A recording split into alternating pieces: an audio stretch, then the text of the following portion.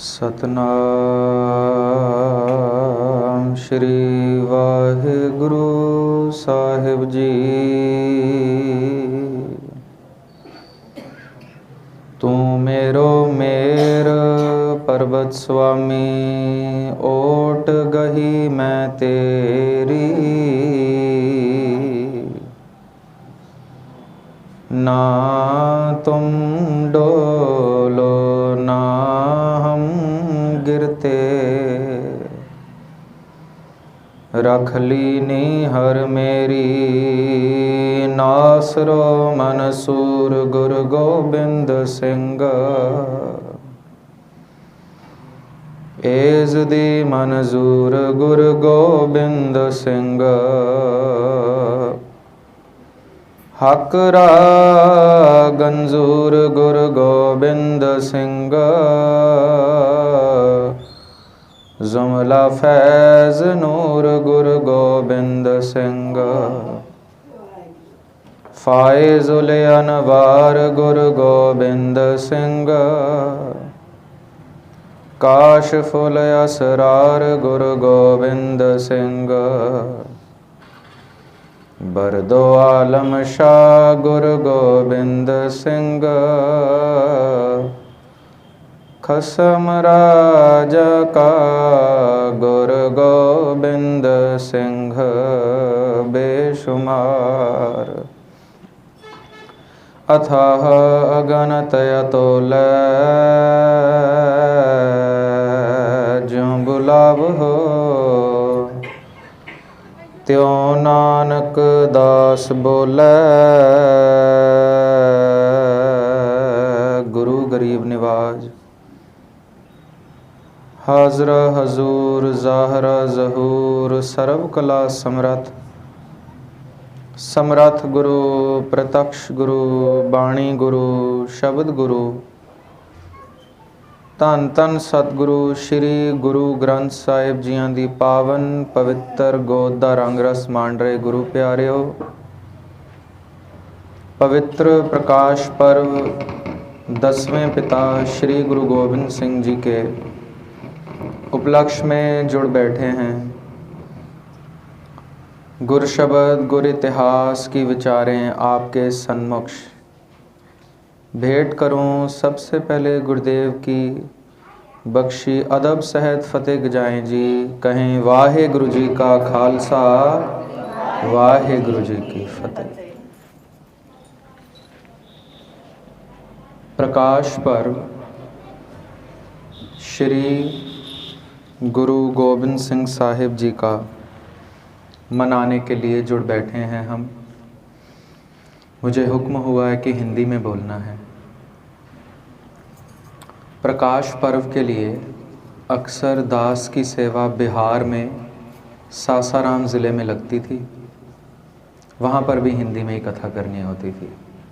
सद्गुरु समर्थ हैं, शीश पर हाथ रखकर खुद कथा करा लें।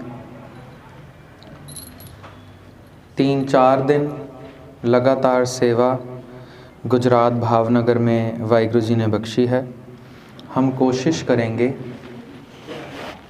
जब भी कथा करने और सुनने बैठें तो एक शब्द से शुरुआत करेंगे, और जब भी कथा करने या सुनने के लिए बैठें एक शब्द से ही समाप्ति करेंगे।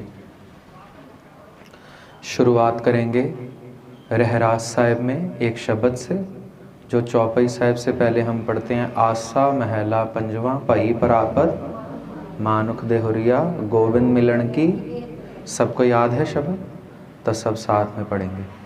एक बार मैं बोलूँगा, पीछे आप सब ने बोलना है। पई परापत मानुख देहुरिया, पई परापत मानुख देहुरिया।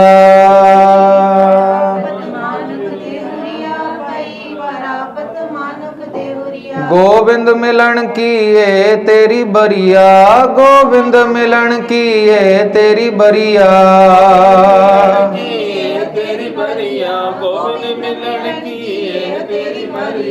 अवर काज तेरे कितै न काम, अवर काज तेरे कितै न काम।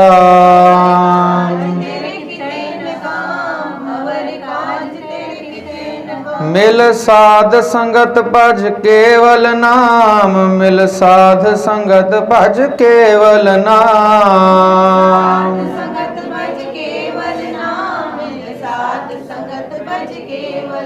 गोविंद मिलन किए तेरी बरिया, गोविंद मिलन किए तेरी बरिया, गोविंद मिलन किए तेरी बरिया, गोविंद मिलन किए तेरी बरिया, गोविंद मिलन किए तेरी बरिया।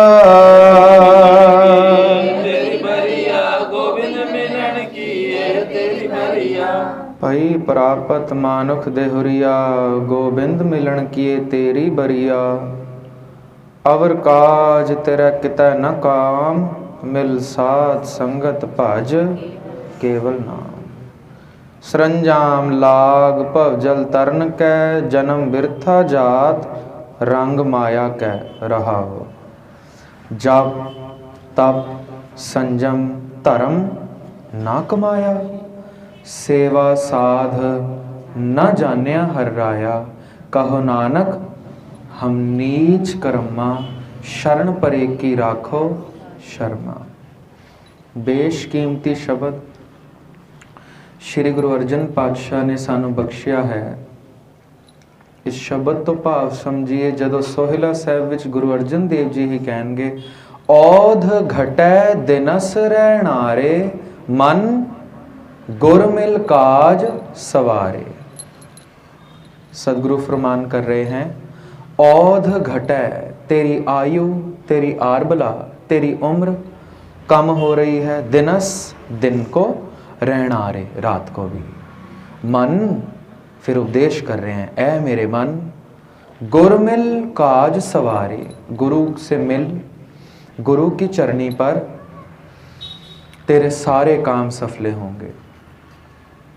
मैं स्कूल में टीचर हूँ, केमिस्ट्री पढ़ाता हूँ दिल्ली में, साइंस मेरा सब्जेक्ट है। कई बार इस शब्द की विचार करते हुए बच्चों से बात होती है। हमारा काम मोस्टली केमिकल्स पे है, तो ऐसा कुछ गुरु की बात करनी हो, ऐसी कुछ खास तो मकसद नहीं बन पाता है, पर मेरी मंशा होती है बच्चों तक भी कुछ विचार पहुंच जाए। बच्चों को बताते हैं कि अवर काज तेरा कितै ना काम, मिल साध संगत भज केवल नाम। तो वो कहते हैं सर पढ़ाई छोड़ दें, अवर काज तेरा कितै ना काम। आप इतने बड़े बड़े प्रोजेक्ट्स दे रहे हैं, बोर्ड के एग्जाम है, सब छोड़ देते हैं, साध संगत भज केवल नाम इतना ही कर लेते हैं। तो मैंने पहले उन्हें मैं मना करता था, नहीं नहीं ऐसे नहीं है, भक्ति भी करनी है, काम भी करना है। पर अब मैंने नया तरीका अपना लिया है। जब मुझसे पूछते हैं बच्चे, चाहे छोटे हैं चाहे बड़े हैं, सर पढ़ाई छोड़ दें, भक्ति कर लेते हैं, आसान है।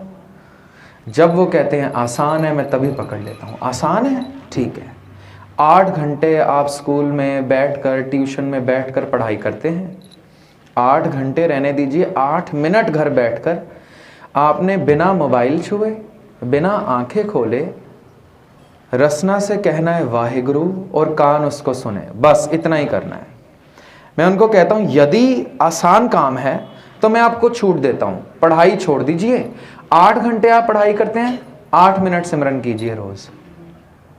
और यकीन जाने आज तक एक भी ऐसा बच्चा नहीं आ पाया जो कह सके कि पढ़ाई मुश्किल है और भक्ति आसान है। सर ये तो सिरदर्दी है, 8 मिनट आंखें बंद करके बैठना, बोलना वाहिगुरु, कानों से सुनना, मन में बिठाना, प्यार रखना, ये सबसे मुश्किल काम है। जब सदगुरु लिख रहे हैं अवर काज तेरा कितै न काम, मिल साध संगत भज केवल नाम, सिर्फ नाम जपना ही एक ऐसा कार्य है जो मेरा यहाँ पर तो सहाय है ही, यहाँ से रुखसत हो जाने के बाद भी मेरे साथ जाने वाला है। सिर्फ नाम जपना, सिर्फ। पर ये इतना मुश्किल है, इतना मुश्किल है कि मैंने मस्कीन साहब की कथा में उनको कहते हुए सुना, 8-8 घंटे जो लोग दुकान पर काम करते हैं, मैं उनको 8 मिनट का सिमरन यदि दे दूं तो उनकी कमर टूट जाएगी। 8 घंटे काम कर सकते हैं, 8 मिनट सिमरन नहीं किया जा सकता। आखण औखा साचा नाम, सबसे यदि मुश्किल काम है इस दुनिया में तो वो है भगवान की भक्ति करना। पर हम देखते हैं दंभी, पाखंडी, ढोंगी कितने गुरु बने बैठे हैं। उनके लिए तो बहुत आसान है, दिन रात यही कर रहे हैं। आसान नहीं है उनके लिए भी। उनके लिए आसान ढोंग करना हो सकता है, नाचना गाना हो सकता है, घूमना फिरना हो सकता है, अच्छी गाड़ियों में बैठना हो सकता है, बहुत अच्छे महलों में रहना हो सकता है। 1 घंटे बैठकर भक्ति करना उनके लिए भी मुश्किल है। चलिए कोशिश करें। अवर काज तेरा किता नका, मिल साथ संगत पज केवल नाम। केवल को अंग्रेजी में हम कहते हैं only. The only thing to be done is to recite on Lord's name। जो केवल काम करना है, जो आपके काम आने वाला है, वो है खुदा की याद में अपने मन को, जबान को, कानों को, आंखों को, हृदय को जोड़ना। कोशिश करते हैं। मैं बच्चों को ये टास्क दे चुका हूं कि कम से कम 6 मिनट रोज हम बैठेंगे, सिर्फ 6 मिनट। अलार्म लगाएंगे, जैसे बच्चे स्कूल से गए, 2:30 बजे छुट्टी होगी, 3 बजे पहुंच गए, आराम किया थोड़ा सा, 4 बजे ट्यूशन से भी होकर आ गए, 5, 5:30, 6 जब वो फ्री हो गए तब वो 6:30 बैठ जाएं नाम जपने। और 6:30 बज गए हैं तो मोबाइल में अलार्म लगा लें 6:36 का, 6 मिनट हो गए, और मोबाइल रख दें दूर। अब हाथ जोड़ के आंखें बंद करके सिर्फ कहना है वाहिगुरु और कानों से सुनना है, बस और कुछ नहीं करना। 6 मिनट से हमने शुरुआत करी है। बहुत सारे, मैं 3 स्कूल बदल चुका हूं, उसके बाद काफी सारे बच्चों को ट्यूशन्स भी पढ़ाते हैं वाहिगुरु जी की कृपा से। सबको ये काम दिया है और आप हैरान हो जाएंगे जानकर, 1 या 2 से ज्यादा बच्चे नहीं है जो लगातार इस काम को कर पाए हैं। हजारों बच्चों को मैं काम कह चुका हूं, पढ़ा चुका हूं। उन हजारों में सिर्फ 1-2 हैं जिनके नाम भी मुझे याद हैं। आप कथा के बाद मोबाइल में देख सकते हैं, उनका रोज मैसेज आता है। वो रोज कर रहे हैं सिमरन, 6 मिनट रोज करते हैं। 6 मिनट सिमरन जब उन्होंने 2-3 महीने किया तो मैंने 1 मिनट बढ़ा दिया, अब वो 7 मिनट करते हैं। और एक बच्चा है, मैंने कई स्टेजों से, देश में विदेश में कथा करते हुए कई स्टेजों से इस बच्चे का नाम लिया। उसके पेरेंट्स बहुत खुश होते हैं कथा सुनकर, सर आपने तो हमारा बच्चा फेमस कर दिया। कोहिनूर सिंह, नाम ही कोहिनूर है। छोटा सा था मेरे पास, क्लास 3rd या 4th में, आज 9th या 10th में है। एक दिन भी उसने सिमरन नहीं छोड़ा है, यकीन करेंगे। छोटा सा बच्चा है, 6 मिनट से शुरुआत करी, हर 3-4 महीने 1 मिनट बढ़ जाता था। आज वो बच्चा 20 मिनट सिमरन कर रहा है रोज। उसके माँ बाप इतने खुश हैं इस बात से, इतने खुश। उसके पिताजी और उसके जो माता जी हैं, उनके घर में सिक्खी से विपरीत बहुत काम होते थे, जैसे केसों की बेअदबी करते थे, कुछ सिक्खी से विपरीत काम करते थे। उसमें भी सुधार आ रहा है। ये बच्चा बहुत शैतान था, क्योंकि मैंने ही पढ़ाया था, मुझे मालूम है। इसकी शैतानियों में इतना सुधार आ गया कि जब पीटीएम पे इसके पेरेंट्स मिलते थे, मुझे कहते थे पता नहीं क्या जादू हो गया इसमें, खुद ही ठहराव आ रहा है। पढ़ाई में बिल्कुल बेकार था, अब पहले एवरेज हुआ, अब अबव एवरेज है, अच्छे बच्चों में गिना जा रहा है। अब ये मेरी जिंदगी का निजी अनुभव है, मैं बता रहा हूँ। कुछ हमने नहीं किया, कोई उसको, हम कोई साइकेट्रिस्ट या साइकोलॉजिस्ट, किसी डॉक्टर के पास नहीं लेकर गए कि तुमने कुछ करना है कि ऐसे सुधरो, या हम उसको कोई काउंसल नहीं कर रहे हैं। सिर्फ 6 मिनट का सिमरन दिया उनको, आगे जो कर रहे हैं वो गुरु साहब कर रहे हैं। उस सिमरन ने उसके हृदय में ठहराव, शैतानियों में, शैतान वो अभी भी है, मैं झूठ नहीं बोल सकता गुरु साहब की हजूरी में, पर जितना शैतान था उससे बहुत बेहतर हो गया। जितना पढ़ाई में वीक था उससे बहुत अच्छा हो गया है। और पेरेंट्स इतने खुश हैं, कहते हैं इसके सिर पे खड़ा रहना पड़ता था, पढ़ो पढ़ो पढ़ो, नहीं पढ़ता था। किताब खोलता कहते हैं मम्मी याद हो गया, पढ़ते ही याद हो रहा है, कंसंट्रेशन बढ़ रही है। मैं हैरान हो रहा हूँ, क्योंकि ये मेरी जिंदगी का निजी अनुभव है। तो मुझे लगता है अगर हमारे पास ऐसी कोई जादुई छड़ी है गुरु साहब ने दी है सिमरन की, तो क्यों ना संगत में बांट दी जाए, मुफ्त, कोई पैसा नहीं लगता है, कुछ करना ही नहीं है, सिर्फ हाथ जोड़ के बैठना है, वाहिगुरु वाहिगुरु वाहिगुरु, बस यही करना है। सो आज से, कल सुबह से, आज हम संगत में कर लेते हैं, कल सुबह से अपनी जिंदगी का निजी अनुभव बनाएंगे और अपनी जिंदगी में इसको नित्यनेम बना लेंगे कि 5 बाणियां नित्यनेम तो सदगुरु ने हमें हिदायत की है करने की, साथ में कम से कम 6 मिनट वाहिगुरु सिमरन हम ऐड कर लेते हैं। 2-3 महीने हो जाए, मेरा नंबर ले लीजिएगा भाई साहब से, फिर मुझे मैसेज डाल दीजिए, 1 मिनट बढ़ जाएगा, 7 मिनट हो जाएगा। अच्छा, करना कहाँ तक है? बच्चे सवाल पूछ लेते हैं। 20 मिनट तक पहुंच चुके हैं कोहिनूर सिंह। करना कहाँ तक है सर? कम से कम आप कह रहे हैं 6 मिनट, ज्यादा से ज्यादा आप बता सकते हैं ज्यादा से ज्यादा कितना करना है? चलो मैं बता देता हूं, कम से कम गुरु ग्रंथ साहिब में लिखे 6 मिनट करना है। कबीर एक घड़ी आधी घड़ी आधी होते आध, भक्तन सेती गोष्टे जो कीने सो लाभ। कबीर साहब कह रहे हैं क्या? एक घड़ी भगवान की सुरत शब्द में अपनी सुरत टिकाकर बैठ जाया कर, एक घड़ी। अब एक घड़ी होता कितना है? 25 मिनट के समय को एक घड़ी पुराने जमाने में कहा जाता था। अगर हम इसको 24 ले तो हमें डिवाइड करना इजी होगा। 24 मिनट को हम एक घड़ी ले लेते हैं। कबीर साहब कहते हैं एक घड़ी भगवान की याद में बैठ जाया कर, सिमरन करा कर। अब मैं कबीर साहब को कहूँ, अगर कबीर साहब आज हों, कबीर साहब मैं तो टीचर हूँ, मुझे स्कूल में पढ़ाने जाना है, फिर ट्रैवलिंग है, घर आना है, फिर ट्यूशन पढ़ाना है, फिर सोना है, फैमिली के साथ बैठना है, टेलीविज़न देखना है, खाना पीना है, नहाना धोना है, 24 मिनट तो आई कैन नॉट, मतलब इतना तो मुझसे नहीं होगा, आई एम सॉरी। मैं कबीर साहब को कह दूँ तो कबीर साहब में ये खूबी है कि वो गाली नहीं देते हैं, मुक्का नहीं मारते हैं, चांटा भी नहीं मारते, डंडा तो रखा ही नहीं है, प्यार करते हैं वो। मैंने कह दिया कबीर साहब 24 मिनट मेरे पास नहीं है, रियली सॉरी। तो कबीर साहब कहते कोई बात नहीं, आधी घड़ी। कबीर एक घड़ी आधी घड़ी, आधी घड़ी अब कितना हुआ? बच्चों को मैथ्स अच्छा आता होगा? 12 मिनट। मेरा मैथ्स बहुत वीक है पर इतना आता है मुझे। 24 मिनट। कबीर साहब कहते हैं यदि तू नहीं बैठ सकता तो मारते नहीं है, कहते हैं आधी घड़ी 12 मिनट बैठ जा। कबीर साहब 12 मिनट कहाँ निकालूंगा, ट्यूशन पढ़ाना है, मोबाइल भी देखना है, व्हाट्सएप चेक करना है, इंस्टाग्राम चलाए बिना तो हम रह नहीं सकते हैं। कबीर साहब आधी घड़ी भी नहीं हो सकती है, कहते हैं आधी होते आध, डंडा अभी भी नहीं रखा है। कितने प्यार से बाणी हमें बता रही है, कबीर एक घड़ी आधी घड़ी, आधी होते आध, आधी से आधी 12 मिनट का आधा 6 मिनट। ये श्लोक मेरे सब बच्चों को याद है। कबीर एक घड़ी आधी आधी होते आध। कहते सर आप भी कबीर साहब जैसे टीचर बन जाओ, आधे घंटे के पीरियड में जब हमें मन नहीं होता 15 मिनट पढ़ा लिया करो। मैंने कहा कबीर साहब भगवान बन चुके थे, राम कबीरा एक भय हैं कोई ना सके पछानी, अभी हम इंसान हैं। तो जितनी निर्मलता, जितनी दयालुता, जितना प्रेम कबीर साहब में है, मैं तो उनकी कदम की खाक के बराबर भी नहीं हूं। तो आधे घंटे का पीरियड है तो आपको आधे घंटे ही पढ़ना होगा। फिर कहते हैं सर कबीर साहब ही अच्छे टीचर हैं, हम उन्हीं की बात सुन लेते हैं। आधी होते आध, आधी होते आध कितना समय हो गया? 6 मिनट।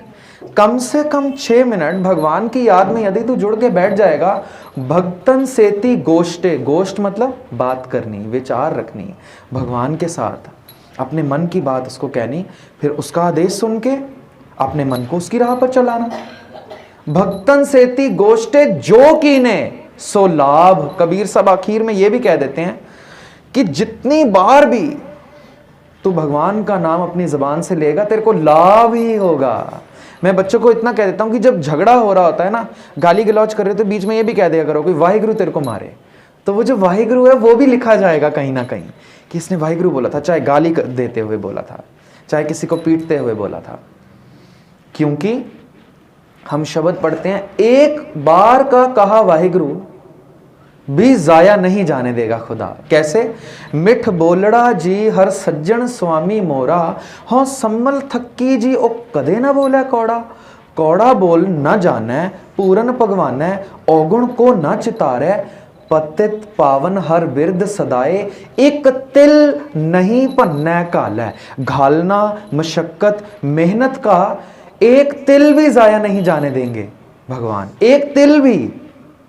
और हम देखें जब काम कर रहे हैं, ओवर टाइम भी स्कूल में कई बार देना पड़ रहा है, ऑफिस में भी देना पड़ रहा है, दुकान पे बैठे हैं वहाँ पर भी, पर उसका कुछ जो मालिक हैं जो हमें सैलरी दे रहे हैं या फिर जहाँ से जो कस्टमर हैं जहाँ से हमें इवज़ अफजाना आ रहा है, उनको कदर ही कोई नहीं, हम एक्स्ट्रा बैठ रहे हैं। और खुदा एक तिल भी जाया नहीं जाने दे रहे हैं, एक तिल भी जाया नहीं जा रहा है। तो क्यों ना हम इस जादुई छड़ी को अपना ले। हम जुड़ बैठे हैं प्रकाश पर्व श्री गुरु गोविंद सिंह जी का मनाने। ये इतना पवित्र दिहाड़ा है, इतना पवित्र कि उसके लिए ये भूमिका मैं इसलिए बांध रहा हूँ, ये चीज़ समझनी बहुत ज़रूरी है कि हम आए क्यों हैं, इंसान बन गए क्यों बन गए हैं। मैं बच्चों से भी पूछ लेता हूँ, सर डॉक्टर बनने के लिए, मेरा तो साइंस फील्ड है, सर साइंटिस्ट बनने के लिए, हमारा नॉन मेडिकल फील्ड है रिसर्चर बनने के लिए, कुछ और बच्चे कह देंगे टीचर बनने के लिए, डॉक्टर बनने के लिए, इंजीनियर बनने के लिए, बिजनेसमैन बनने के लिए, पायलट बनने के लिए, सोल्जर बनने के लिए। पर हम इन सब के लिए नहीं आए हैं। माँ बाप बनने के लिए इन सब के लिए भी नहीं आए हैं, घर बाहर बनाने के लिए इसके लिए भी नहीं आए, बच्चे पालने के लिए इसके लिए भी नहीं आए। ये सब काम जानवर पशु पक्षी कर रहे हैं। घर हमारे बहुत सुंदर हैं, घोंसले उनके भी अच्छे हैं। बच्चों को हम पाल रहे हैं। कुछ जीव ऐसे हैं जो बच्चों को जन्म देकर 6 महीने तक भूखे रहते हैं, जब तक बच्चे ना बड़े हो जाएं। बच्चे बड़े होते हैं, वो माँ मर जाती है, पर बच्चों की पालना हमसे ज़्यादा अच्छा कर लेती है। तो हम बच्चे पालने भी नहीं आए हैं, बच्चों को सेटल करने भी नहीं आए हैं, घर बनाने भी नहीं आए हैं, अच्छी पोस्ट लेने भी नहीं आए। तो आए किस चीज़ के लिए हैं? हमने शुरुआत ही यहीं से करी है। पई परापत मानुख देहुरिया, मनुष्य देह मिल गई है। क्यों? गोविंद मिलन की, खुदा को मिलने के लिए आए हैं। मैं बच्चों को कहता हूं तो हंसते हैं मुझसे, खुदा को तो सर मरने के बाद मिलेंगे ना, अभी मिलने आए हैं। हाँ अभी मिलने आए हैं। क्यों? यदि मरने के बाद खुदा ने मिलना होता, भगवान ने मिलना होता मरने के बाद, फिर गुरुद्वारे आने का क्या लाभ है? जो गुरुद्वारे नहीं आ रहे वो भी मर जाएंगे, खुदा उनको भी मिल जाएगा। नहीं, ऐसे खुदा नहीं मिलता है। इधर जीवन मुक्ति की बात है। सिक्खी में सदगुरु ने कहा है, यदि तू जीते जी भगवान से नहीं मिल सका, मरने के बाद भगवान मिले, ऐसी कोई गारंटी नहीं है। हम गुरु ग्रंथ साहिब में शब्द भी पढ़ेंगे, मुए हुए जो मुक्त देहोगे, मुक्त न जाने कोयला। भगत नामदेव जी कह रहे हैं, अगर मेरे मरने के बाद ही मुझे मुक्ति मिलेगी, आग लगा ऐसी मुक्ति को, मुझे जीते जी मुक्त कर। जीते जी मुक्ति। अब जीते जी मुक्ति 6 मिनट से शुरू करके मैक्सिमम कहां तक जाना है हमने? 7 मिनट, 8 मिनट, 10-20 मिनट, आधा घंटा, 1 घंटा, 2 घंटे, कहीं कह देते हैं 2.5 घंटे। क्यों? हम जैसे पैसों का दसवंध निकालते हैं, 10वां हिस्सा, समय का भी दसवंध है 2.5 घंटे। एक दिन का 24 घंटे का दसवंध है 2.5 घंटे लगभग। तो 2.5 घंटे हमें ज्यादा से ज्यादा 2.5 घंटे करना है। नहीं, ज्यादा से ज्यादा पता है कितना करना है? सास सास सिमरो गोविंद, मन अंतर की 24 घंटे सिमरन करना है। शुरू कर रहे हैं 6 मिनट से, पहुंचना है 24 घंटे। फिर बच्चे हंसते हैं, 24 घंटे सिमरन ही करते रहेंगे सर, जॉब कब करेंगे, पढ़ेंगे कब, खेलेंगे कब, नहाएंगे कब, सोएंगे कब? तो अब सिमरन का तरीका भी सीख लें। भगत त्रिलोचन और भगत नामदेव जी, ये 2 दोस्त हैं, 2 मित्र हैं, दोनों की वाणी गुरु ग्रंथ साहिब में दर्ज है। जो भगत त्रिलोचन हैं ये पंडित हैं, ब्राह्मण हैं, मंदिर में पूजा करते हैं। और जो भगत नामदेव हैं ये छींबा हैं, शूद्र हैं, मंदिर में घुस भी नहीं सकते हैं। पर दोनों की दोस्ती हो गई इस बात पर कि नामदेव बहुत भोले हैं, बहुत शरीफ हैं, बहुत मीठा बोलते हैं। तो एक दिन त्रिलोचन को कहते हैं, जिस भगवान का नाम तू लेता है, तू कहता है मुक्ति मिलेगी, वो भगवान मुझे भी दे। त्रिलोचन जो कि मंदिर में ब्राह्मण हैं, इनको अहंकार है मैं पंडित हूं, कहते हैं तुम शूद्र हो, तुम्हें भगवान का नाम लेने का अधिकार नहीं है, तो तुम नहीं ले सकते। काफ़ी दिन गुजरते हैं, दोनों में दोस्ती हो जाती है। जब दोस्ती हो जाती है, नामदेव फिर कहते हैं, जिस प्रभु का नाम तू ले रहा है मुझे भी दे, मुक्ति हो जाएगी। त्रिलोचन दे देते हैं। तरस में आके नामदेव जी को कहते हैं, मैं जपता हूँ विट्ठल। क्या जपता हूँ? विट्ठल। महाराष्ट्र के थे तो विट्ठल जपते थे, विट्ठल विट्ठल, बस ऐसे जपना है, बस ऐसे जपना है। भगत नामदेव जी ने कहा फिर जब जप के क्या होगा? कहते एक दिन भगवान आ जाएंगे, फिर तेरे पास कोई दुख नहीं रहेगा, तेरे सारे सुखों का कारण भगवान बनेंगे। नामदेव इतने भोले हैं, इतने भोले कि उनको दुख लग रहा है भैंसे चराना, कपड़े रंगना, कपड़े रंगते थे, डाई करते हैं कपड़े, ऐसे डाई करते थे, वो शूद्र थे। अब त्रिलोचन तो सिर्फ जबान से कह रहे हैं विट्ठल विट्ठल विट्ठल, नामदेव हृदय से कहना शुरू कर देते हैं। घर बैठ गए, मंदिर जाने के अधिकारी नहीं है, इनके पास कोई मूर्ति नहीं, कोई सालग्राम नहीं, तन पे जनेऊ धारण नहीं कर सकते, माथे पे तिलक नहीं लगा सकते, पर जबान पे है क्या? विठल विठल विठल विठल। लिखते हैं, आज नामे बीठल देखया, मूर्ख को समझाओ रे। देख ही लिया विठल। हम कह रहे हैं, सब कहेंगे वाहिगुरु वाहिगुरु वाहिगुरु। आंखें बंद करके कहें एक बार, वाहिगुरु वाहिगुरु वाहिगुरु वाहिगुरु वाहिगुरु वाहिगुरु। सब कह रहे हैं, किसी को दिख रहा है? नामदेव जी कहते हैं मुझे दिख रहा है। आज नामे बीठल देखया। अब वो कह रहे मूर्ख लोग हैं, इनको समझाऊं, कैसा दिख रहा है? मूर्ख को समझाऊ रे। बहुत बड़ा शब्द है। खैर, विठल विठल विठल विठल जपते जपते एक दिन बैठे हैं कमरे में, अमृत वेला है और याद आ जाती है भगवान की याद में सुबह उठना है। उठ जाते हैं, नहा धो के बैठते हैं, फिर करते हैं विठल विठल विठल विठल। सामने से आवाज आती है, तू कौन रे? गुरु ग्रंथ साहिब में शब्द है। मैं हैरान होता हूं, बहुत कम ऐसे शब्द हैं गुरु ग्रंथ साहिब जी में। 1430 अंग हैं, पेजेस, 5867 शब्द हैं। बहुत चंद शब्द हैं जिनमें काव्य को पूरा नहीं किया गया। काव्य को पूरा का मतलब होता है कविता में राइमिंग बनती है, जैसे twinkle twinkle little star how I wonder what you are. Star और आर मिलाते हैं, राइमिंग बन रही है। चंद शब्द हैं जिनमें राइमिंग नहीं बन रही है। वो क्यों नहीं बन रही है? कॉन्वर्सेशन चल रहा है, आदान प्रदान विचारों का। अब जप रहे हैं विठल विठल विठल, आंखें बंद हैं, सामने से आवाज आ जाती है, तू कौन रे? तू कौन है? घबरा जाते हैं, आंखें खुलती हैं, देखते हैं आसपास कोई नहीं है, आवाज कहां से आई? फिर जप रहे हैं विठल विठल, फिर से आवाज आती है, तू कौन रे? इतनी मधुर, इतनी प्रेम भरी आवाज नामदेव ने पहले कभी नहीं सुनी थी। सोचते हैं खुदा आ गया, मैं पापी हूं, मुझे दिखता नहीं है, त्रिलोचन को दिखता होगा, मैं शूद्र हूं ना, छोटी जात का हूं, शायद मुझसे सिर्फ बात करेगा, मुझे दिखेगा नहीं। तो कह देते हैं तू कौन रे? आगे 2 फुल स्टॉप लग गए हैं। इतने से सेंटेंस के आगे सदगुरु ने 2 डंडे लगा दिए, पूर्ण विराम। बहुत अजीम, बहुत कीमती शब्द है। मेरे कजिन्स जो हैं, मेरे भाई बहन, उन्होंने मुझे चढ़ाना ही शुरू कर दिया कि जिस स्टेज पे आप जाएंगे आप ये शब्द तो जरूर बोलेंगे, तू कौन रे। मैं कभी उनकी डोरबेल भी बजाता हूं तो मुझसे आगे से यही पूछते हैं, तू कौन रे।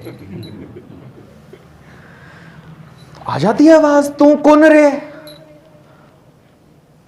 अब आगे पूर्ण विराम है। अब नामदेव और विठल का प्यार इतना बन चुका है कि नामदेव ये नहीं कहते मैं भक्त नामदेव हूं। वो विठल को जब त्रिलोचन से पूछते हैं भगवान कैसा प्रेम करता है, कहते जैसे मां प्रेम करती है खुदा वैसा प्रेम करता है। तो वो यकीन मान चुके हैं कि ये मेरी मां ही होगी। अब मैं घर गया हूं, यहां से गुजरात से घर तो जाऊंगा, डोरबेल बजाऊंगा, मेरी माता यदि अंदर होंगे तो वो पूछेंगे कौन है, तो क्या मैं कहूंगा भाई गगनदीप सिंह जरखेज आए हैं? ऐसा कहूंगा? नहीं, मैं कहूंगा जिस नाम से मुझे मां बुलाती है, गगन, मैं यही कहूंगा, इतना सा नाम लूंगा, मैं कहूंगा गगन। और यदि मैं और प्रेम में हूं और मुझे यकीन हो कि मेरी ही मां है दरवाजे के उस तरफ, तो जब मां पूछेगी कि कौन है तो मैं कहूंगा मैं हूं।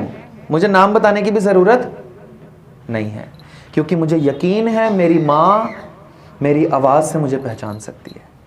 इस शब्द में ऐसा ही कुछ है। तू कौन रे? 2 पूर्ण विराम, क्वेश्चन है। आगे नामदेव जी ये नहीं कह रहे भगत नामदेव, आगे लिखा है मैं जी, बस इतना ही लिखा है, मैं जी, आगे फिर फुल स्टॉप। तू कौन रे? मैं जी। अब फिर मैं वही बात करूं। मैंने दरवाजा खटकाया, माता ने पूछा कौन है, मैंने कहा मैं हूं। अब आगे से माता ये नहीं कहेगी भाई गगनदीप सिंह जी जरखेज दिल्ली वाले, वो कहेगी गगन, ऐसे ही बोलेंगी। तो खुदा भी ऐसे बोलते हैं आगे, तू कौन रे? Full stop. आगे नामदेव जी कह रहे मैं जी, मैं हूं, तो आगे फिर फुल स्टॉप है, और आगे पता क्या लिखा है? नामा। अब खुदा ये भी नहीं कह रहे हैं नामदेव जी, कह रहे हैं नामा, छोटे नाम से बुलाते हैं। बस नामा लिखा है और उसके आगे फुल स्टॉप लग गया है। मैं हैरान होता हूं ये शब्द पढ़ पढ़कर। लिखा है तू कौन रे, मैं जी नामा। अब यदि मेरी मां पूछे गगन तो मैं क्या कहूंगा, हां जी, इतना ही बोलूंगा। आगे यही लिखा है, हां जी, हो जी, फिर फुल स्टॉप। कितनी हैरानी होती है। तू कौन रे, मैं जी नामा, हो जी। आगे लिखा है आला ते निवारणा जम कारना, इस घर से मुझे निकाल कर, जन्म मरण से मुक्त कर कर अपने हृदय से लगा लो, बस और कुछ नहीं चाहिए। आज दरवाजा खोल दो। ये वही दरवाजे के बाहर बैठे हैं जिस दरवाजे की बात हम रोज कर रहे हैं। सो दर केहा सो घर केहा, जित बह सर्व संभाले। सबकी संभाल जहां पर हो रही है, नामदेव उस दरवाजे के बाहर बैठ गए हैं। उस दरवाजे के बाहर ऐसा बैठ गए हैं कि मैं हिलूंगा ही नहीं, जब तक खोलेगा नहीं दरवाजा मैं हिलूंगा ही नहीं। तूने भी तो बाहर जाना होगा, मैं यहीं बैठा हूं। कबीर साहब करते हैं, ये तो नामदेव जी ने कहा कि मैं दरवाजा मल के बैठा हूं, कबीर साहब कहते हैं मैं दरवाजे पे ही मर जाऊंगा यदि तू ना आया, कभी ना कभी तो खोलेगा। कबीर मोहे मरने का चाव है, मरो ता हर के द्वार, तेरे दरवाजे पे मरूंगा, तू मत खोल, मैं मरूंगा, मेरी लाश देखने तो आएगा। मत हर पूछे कौन है, कभी दरवाजा खोल के हरि पूछ ले कौन है, परा हमारे बार, मेरे दरवाजे के बाहर आकर कौन पड़ा है, तू ये बोल और मैं तेरे चरण तभी पकड़ लूंगा, खोल तो सही दरवाजा। नामदेव जी के लिए खुल गया है दरवाजा। अब हैरानी होती है, खुदा मिल गया है। इतने भोले हैं, इतने भोले कि पता ही नहीं है कि खुदा क्या चीज है। अब त्रिलोचन जी के पास जाते नहीं हैं, बात नहीं करते, मस्ती है, खुमारी है, खुशी है, आनंद है। त्रिलोचन जी आके पूछ लेते हैं, आते नहीं आजकल तुम भैंस चराने, खेतों में हल जोतने जाते नहीं, दुकान पर देखा नहीं आपको, मंदिर के पास से गुजरते बहुत कम देखा है, क्या बात है? कहते मुझे काम करने की क्या जरूरत, खुदा भैंस चरा रहा है मेरी, मैंने उसको भेज दिया है। अभी भी सोच रहे हैं, पता ही नहीं है खुदा क्या है कि मुझे दुख है भैंस चराना, सुबह सुबह जाना, जा तू चरा आया कर। त्रिलोचन हैरान है, खुदा तेरा नौकर है, तेरी भैंस चरा रहा है? कह रहा नहीं यकीन तो चलो देख लो। खेतों में जाते हैं, हल खुद जोत रहा है, खुद बैल चल रहे हैं, पीछे ऐसे लग रहा है कोई खड़ा है पर दिख नहीं रहा है त्रिलोचन को। नामदेव कह रहे हैं वो देख, वो हल पे चढ़ा है, इसको मैं काम कह देता हूं। त्रिलोचन हैरान है, ये क्या हो रहा है? चुप, इन्होंने तो जबान से कहा था विठल जप, इन्होंने विठल को ऐसा जपा कि विठल ही हो गए। कबीर तू तू करता तू हुआ, मुझ में रहा ना हूं, जब आपा पर का मिट गया, जत देखो तत तू। अब अपनी हट्टी पे बैठे हैं, कपड़े रंग रहे हैं। त्रिलोचन ने कहा कि आप काम नहीं करते, कपड़े रंग रहे हैं, उधर भैंसे खुदा चरा रहा है। अब त्रिलोचन फिर आ गए हैं, तुम कहते हो तुम भक्ति करते हो नामदेव, तुम भक्ति करते हो, 24 घंटे तुम कपड़े रंगी जा रहे हो, तुम भक्ति करते हो, ये कैसी भक्ति है? मैंने तो तुम्हें भक्ति करते नहीं देखा। ये भी कॉन्वर्सेशन है, डायलॉग सुने गुरु ग्रंथ साहिब से। नामा माया मोहया कह त्रिलोचन मीत। मित्र त्रिलोचन नामदेव से कह रहे तू तो माया में ग्रस्त है, तेरे को भक्ति करने के लिए कहा था, तू माया में इतना ग्रस्त है। काहे छिपो छाइले राम नो लावो चीत, कपड़े छिपता रहता है, रंगता रहता है, राम के साथ तो तू अपना हृदय जोड़ ही नहीं रहा है। फिर सुने, नामा माया मोहया कहे त्रिलोचन मीत, काहे छिपो छाइले राम ना लावो चीत।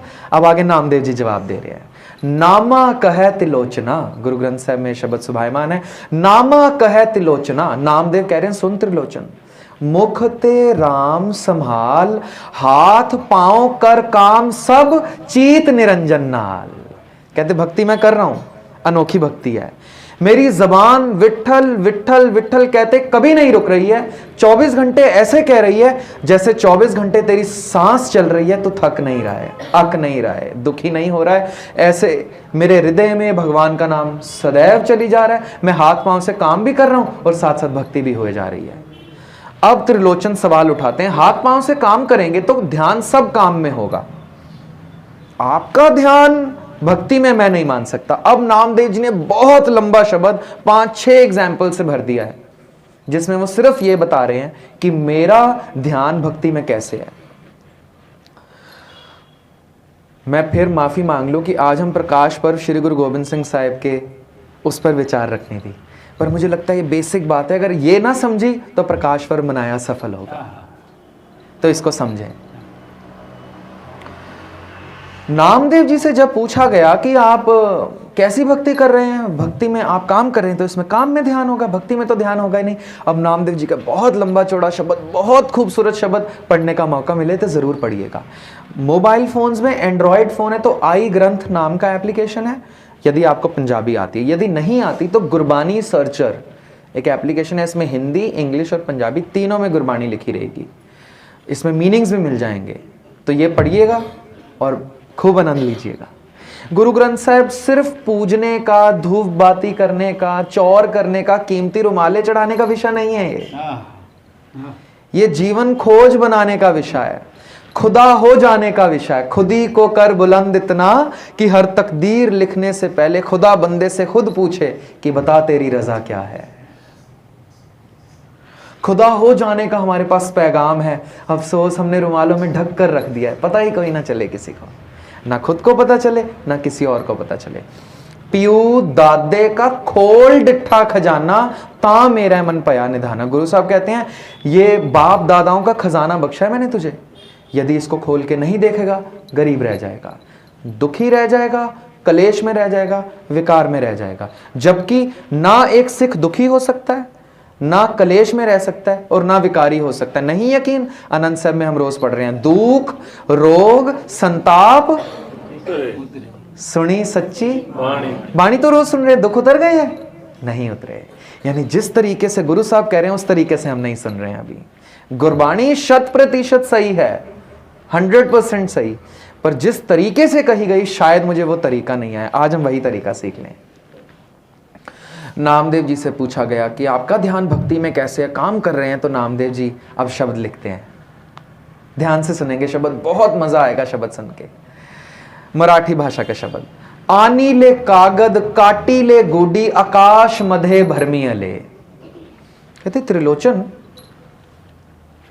तूने बच्चों को देखा है जब पतंग उड़ानी होती है तो बाजार से कागज लेकर आते हैं। आनी ले कागद, लाते हैं कागज, काटी ले गुडी, उसको काट के पतंग बनाते हैं। देखा है तूने बच्चों को? कहते हैं हाँ देखा है मैंने। बहुत सुंदर शब्द है, मेरे मन के बहुत अजीज है।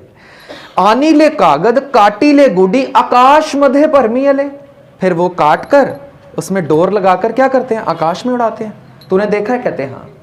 फिर कहते हैं पंच जनास्यों बात बताऊआ। कहते वो अकेले भी नहीं उड़ाते हैं, 5-6 दोस्त मित्र आसपास होते हैं, उनसे बातें भी करते हैं और पतंग भी उड़ाते हैं। कहते हाँ यकीनन ऐसे होता है। कहते आनी ले कागद काटी ले गुडी आकाश मधे परमी अले, पंच जनास्यों बात बताऊआ चीत सो डोरी राखी अले। कहते कागज लाए, काटा, पतंग बनाई, उड़ाई, डोर हाथ में है, चरखड़ी नीचे पड़ी है, 5 लोगों से बात भी कर रहे हैं, हंस भी रहे हैं, खेल भी रहे हैं, पर सारा ध्यान है जो हाथ में पकड़ी डोर है। क्या वो बात नहीं कर रहे? कर रहे हैं। क्या वो मजे नहीं ले रहे हैं? पतंग उड़ाने के ले रहे हैं, पर क्या उनका ध्यान पतंग से बाहर है? ऐसा ही मेरा ध्यान है, कपड़े भी रंग रहा हूं, काम भी कर रहा हूं, पर सारा ध्यान भक्ति में, प्रभु की भक्ति में। और एग्जाम्पल देंगे, आनी ले कुंभ भराई ले उदक। कुंभ मटका। कहते तूने देखा है स्त्रियां जो हैं सुबह सुबह मटका लेकर जाती हैं कुएं से पानी भरने? कहते हैं हाँ देखा है। आनी ले कुंभ भराई ले उदक, उदक पानी, वो मटका लेकर जाती हैं, पानी भरती हैं। राजकुआर पुरंदरिये, किसी राज में वो कुआरी कन्याएं जब पानी भरने जाती हैं, मटके पे मटका रखकर जब वो वापस आ रही होती हैं, हंसती हैं, विनोद विचार करती हैं, अपनी सहेलियों के साथ हंसती हैं, मजाक करती हैं, विचार करती हैं, बातें करती हैं। तूने देखा है? कहते हैं हाँ मैंने देखा है। पर क्या उनका कभी मटका गिरते हुए देखा है? कहते नहीं। क्यों? हस्त विनोद विचार करती हैं, चीत सो गागर राखी अले। उनका सारा ध्यान गागर में है जो सर पे उठाई है। ऐसी मेरी भक्ति है। हाथ पांव सब हाथ पांव कर काम सब चीत निरंजन नाथ। ऐसी मेरी भक्ति है। हाथ पांव से काम कर रहा हूं पर ध्यान ऐसे जैसे उनका मटकों में है। और एग्जाम्पल देते हैं,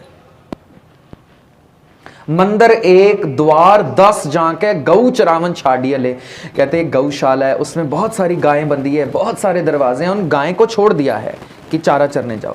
5 कोस पर गौ चरावत, वो 5 किलोमीटर 5 कोस दूर चली गई हैं चारा चरने के लिए, पर जो उनके बछड़े अंदर बंद है ना कमरे में, चीत सो बछड़ा राखी ले, उनका सारा ध्यान उन बछड़ों पर है।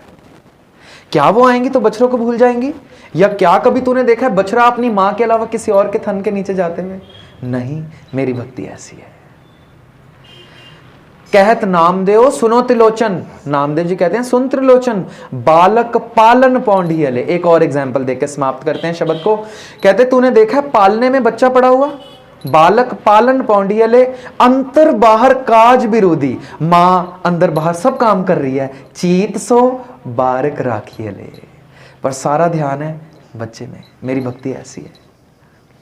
हमें भी गुरु साहब ने, भगत साहिबानों ने, जिनको हम माथा टेक रहे हैं, ऐसी भक्ति करने को कहा है, हाथ माओ कर काम सब चीत निरंजन नाल। जब मैं ये शब्द बच्चों को या संगत को बता देता हूं कि हाथ माओ से सब काम करने हैं, फिर वो कहते हैं बैठ के आप क्यों कह रहे हैं 6 मिनट करना, फिर आप कंसंट्रेट करने को क्यों कह रहे हैं? फिर एक और एग्जांपल, नई साइकिल चलानी मैंने सीखनी है।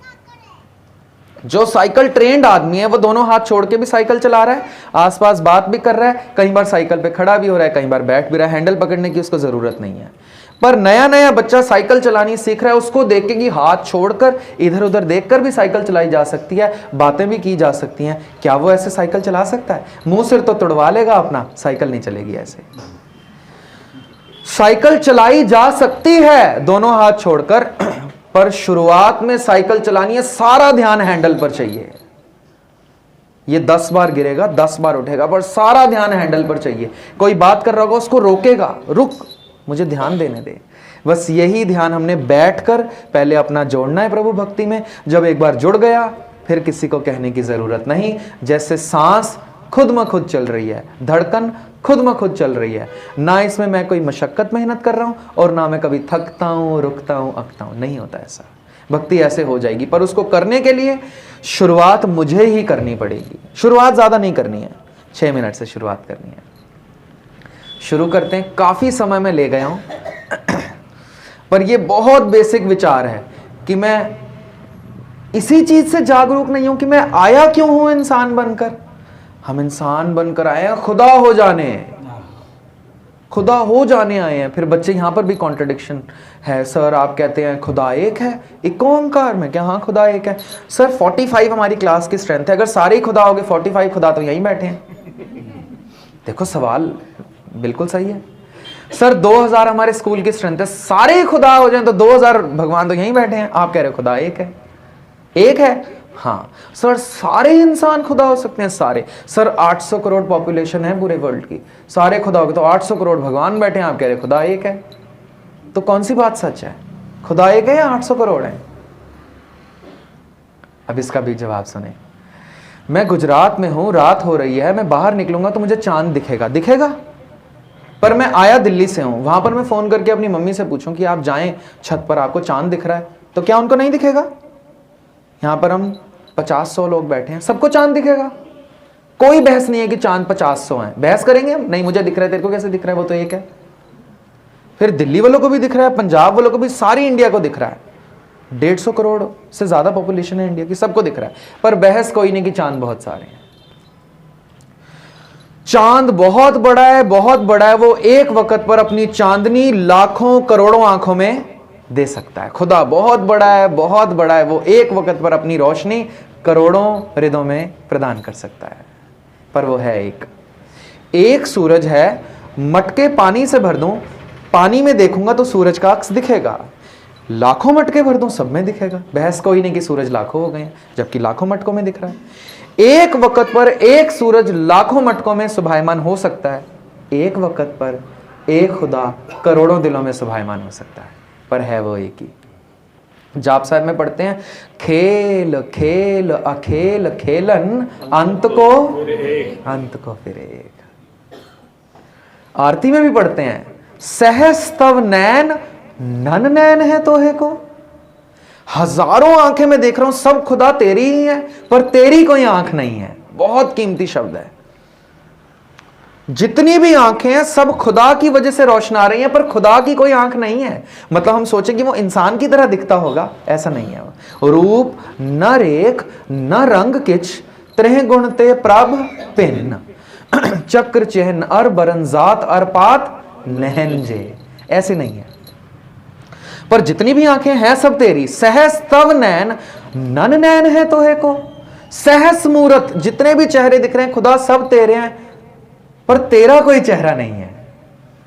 सहस मूरत नना एक तो ही, सहस पद बिमल, जितने भी पांव देख रहा हूं तेरे दर पर आते हुए, तेरे दर से जाते हुए, बिमल बिना मैल के पवित्र पांव संगत के मैं देख रहा हूं, सब तेरे ही हैं।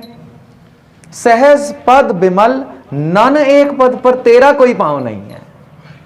गंध बिन, तेरी नाक भी कोई नहीं है। सहस तव गंध इव चलत मोही, पर जितनी भी नाक है सब तेरी हैं। ऐसा खुदा है। तो ऐसे खुदा ने अपनी रोशनी प्रकट करनी हो तो वो करोड़ों हृदयों में एक वक्त पर समा सकता है। बात मुझ पर निर्भर है, क्या मैं उस जोत में समाना चाह भी रहा हूं कि नहीं। सिर्फ मुझ पर निर्भर कर रहा है, पर मैं नहीं समाना चाह रहा। क्यों? क्योंकि मुझे पता ही नहीं है कि खुदा हो जाने आए हैं। खुदा हो जाने आए हैं, मुझे बड़ी हैरानी होती है।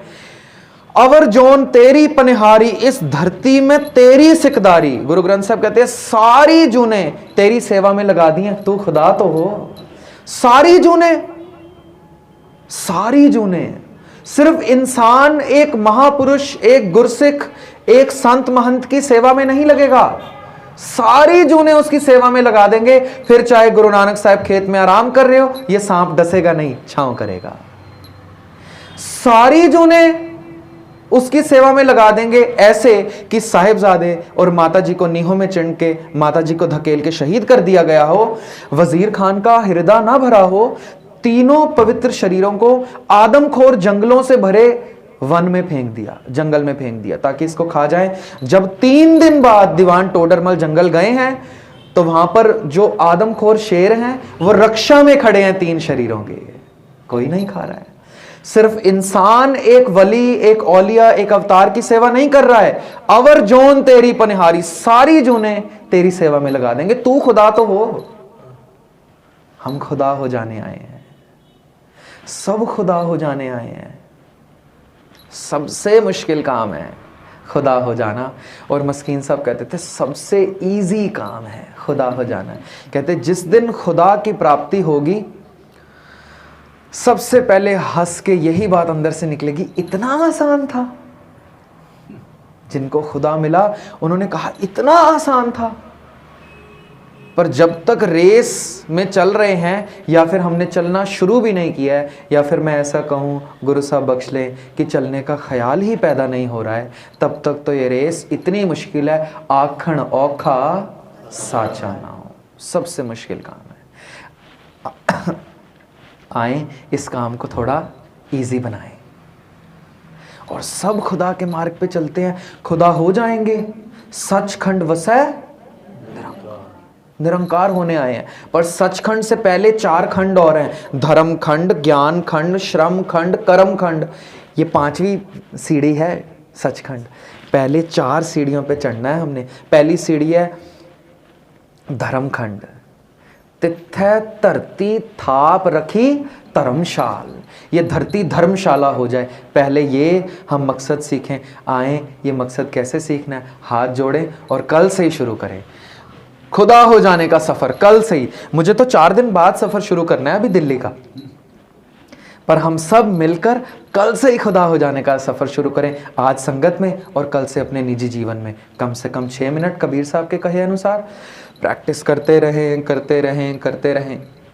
1, 2, 3 महीने बाद 1 मिनट बढ़ा दें। ज़्यादा मत कीजिएगा एकदम। मतलब मैं माफ़ी मांग लूँ, मेरे YouTube चैनल से आवाज़ बहुत दूर जाएगी, तो कहीं ऐतराज़ ना हो जाए कि ज़्यादा मत कीजिएगा। ये मैं इसलिए कह रहा हूँ कि मॉर्निंग में ब्रेकफास्ट ना किया हो, लंच ना किया हो, तो मैं डिनर में तीनों टाइम का नहीं खा सकता हूँ, ओवर ईटिंग हो जाएगा, है ना। या फिर मैं सोचूं अगले 1-2 दिन मैंने फास्ट रखना है तो 3-4 दिन का इकट्ठे खा लूँ, पॉसिबल नहीं है, है ना।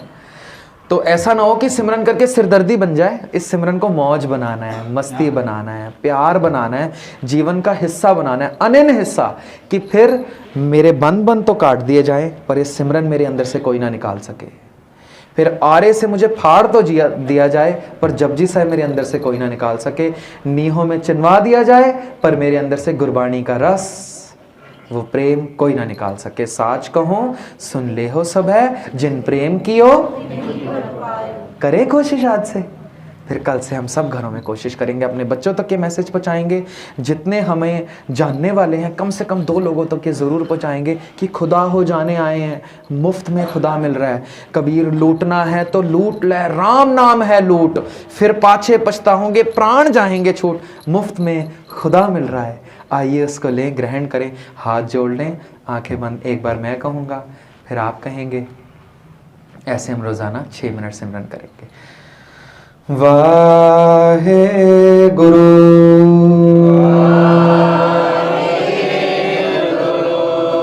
वाहे गुरु वाहे गुरु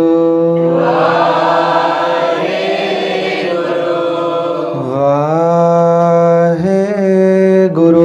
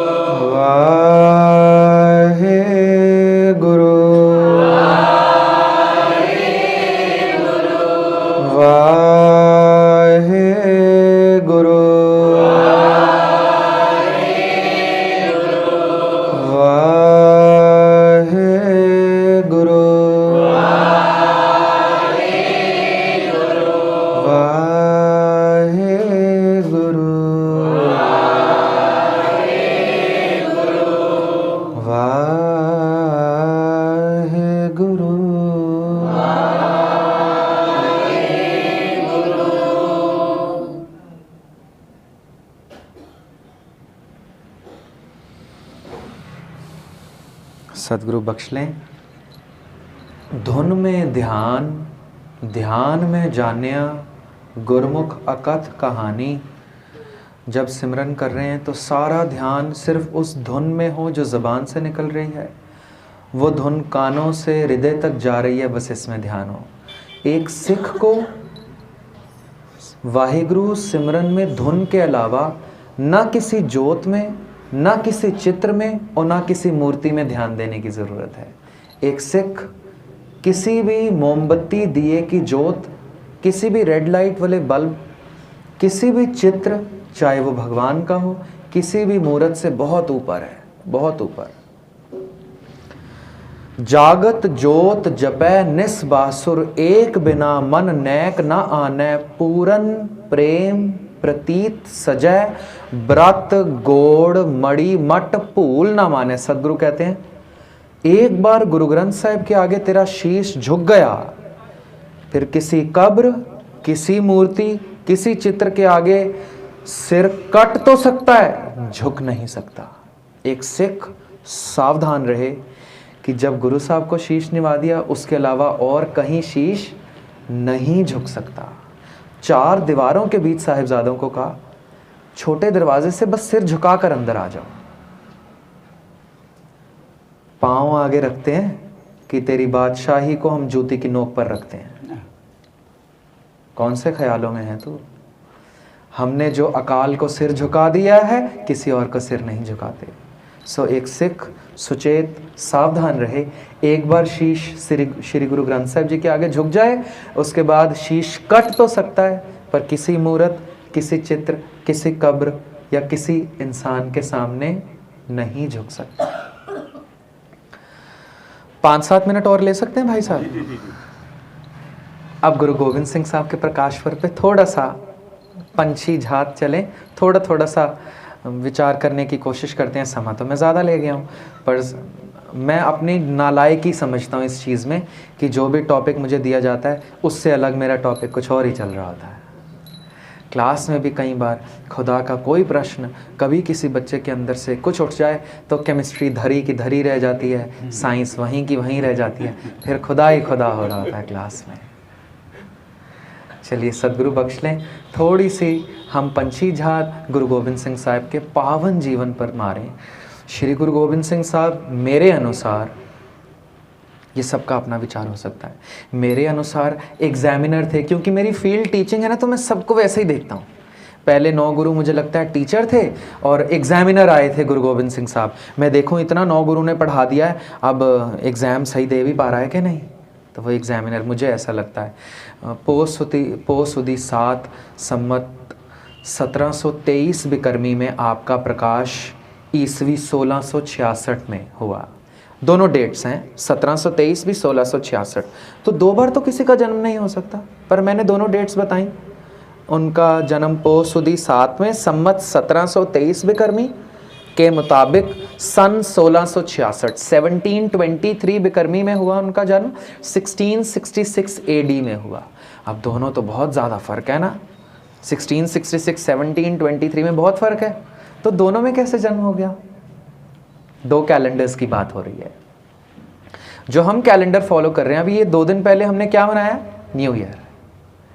ये जो न्यू ईयर है 2025, ये हिंदुस्तानी कैलेंडर नहीं है।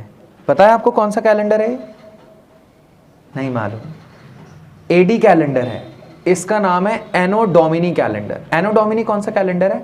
ये ईसा मसीह के जन्म से कैलेंडर शुरू होता है। मतलब आज से 2 दिन पहले जब 2025 चढ़ा 1 जनवरी को, ईसा मसीह को धरती पर आए 2025 साल हो गए हैं। तो हम ईसा मसीह का कैलेंडर क्यों फॉलो कर रहे हैं? क्योंकि यहाँ पर अंग्रेज 200 साल राज कर चुके थे, तो इसीलिए हमें वो घर कर चुकी हैं चीज़ें, क्योंकि वो ईसाई थे, तो कुछ चीज़ें हमारे अंदर से निकल ही नहीं पा रही हैं। तो ये ईसवी कैलेंडर है। जो हिंदुस्तानी कैलेंडर है उसका नाम है बिक्रमी कैलेंडर। महाराजा विक्रमादित्य जब पैदा हुए थे तब से उनके नाम पे जो कैलेंडर चला उसका नाम है बिक्रमी कैलेंडर। बिक्रमी कैलेंडर और ईसवी कैलेंडर में 57 ईयर्स 57 साल का अंतराल है। तो 1666 एडी मतलब ईसवी कैलेंडर के अकॉर्डिंग 1666 में सदगुरु का प्रकाश होता है, और हिंदुस्तानी हिंदू कैलेंडर के अकॉर्डिंग 1723 में। दोनों के बीच 57 ईयर्स का फर्क है। ठीक है, हम ये भी ध्यान रखेंगे। और भी कैलेंडर्स हैं। नानकशाही कैलेंडर जो सिखों का कैलेंडर है, गुरु नानक देव जी के प्रकाश पे शुरू हुआ, जो अभी हमने जैसे पीछे ही 550 साल मनाया गुरु साहब का। ऐसे और भी कैलेंडर है। हिजरी कैलेंडर जो कि इस्लाम धर्म फॉलो करता है, मोहम्मद साहब के टाइम से शुरू हुआ। तो गुरु साहब का प्रकाश 9वें गुरुदेव श्री गुरु तेग बहादुर साहब के घर शादी के 33 साल बाद हो रहा है। कितना सब्र है माँ बाप में कि शादी के 33 साल बाद हो रहा है, पर कितना मोह है ही नहीं बाप में कि बच्चे का जन्म हो रहा है पटना में, बाप है आसाम में, और आते भी नहीं है खबर सुन के 5 साल तक। जिस घर में औलाद ना हो, शादी के 1 2 साल 5 साल बाद वो माँ बाप के हृदय, वो दादा दादी, वो नाना नानी के हृदय में क्या हो रहा होता है, ये वही जान सकते हैं। 33 साल शादी के औलाद नहीं थी माता गुजरी जी के, गुरु तेग बहादुर साहब के घर। अब जब औलाद हो रही है तो कोई चाहो, कोई उमंग, कोई ऐसा मोह है ही नहीं कि मुझे खींच लाए औलाद तक, नहीं। सब मोह है कि सृष्टि धर्म के मार्ग पर कैसे चल पड़े, बस। आसाम में है सदगुरु। इतिहास ने कई बार लिखा है कि 3.5 साल बाद बाप बेटे का मिलाप हो रहा है, कई बार लिखा है कि 5 साल बाद मिलाप होता है। पटना में श्री गुरुदेव प्रकाशमान होते हैं माता गुजरी जी के गृह में, उनकी पवित्र कोख से। अभी कोख कितनी पवित्र होगी इसका हम अंदाजा नहीं लगा सकते हैं। क्यों? एक बच्चे में 60% उसकी माता और 40% उसके पिता होते हैं। ये हम साइंस में ऐसे पढ़ाते हैं, जिन्होंने साइंस पढ़ा होगा, XX सिंड्रोम और XY सिंड्रोम हम पढ़ते हैं, क्रोमोसोम्स होते हैं। XY है तो the child's gonna be a boy, वो बच्चा जो है वो लड़का बन जाएगा। XX है तो वो लड़की बन जाएगी। अब XX है तो उसमें माता 60% है और पिता 40% है। एक एक्स पिता का है और एक एक्स माता का है, पर एक्स वाई है तो बाप का एक्स वाई ही था तभी वो लड़का था, और माता का एक्स एक्स था। जब ये क्रॉस हुए तो माता का एक्स आ गया और पिता का वाई आ गया, तो इसमें पिता के ज्यादा गुण होंगे, माँ के कम। पर चाहे लड़का हो चाहे लड़की, क्योंकि 9 महीने मां ने कोख में पाला है, इसके विचार 90% माता के विचारों से प्रभावित होंगे। 10% क्योंकि पिता का योगदान भी बहुत कम है, मां ने 9 महीने पाला है।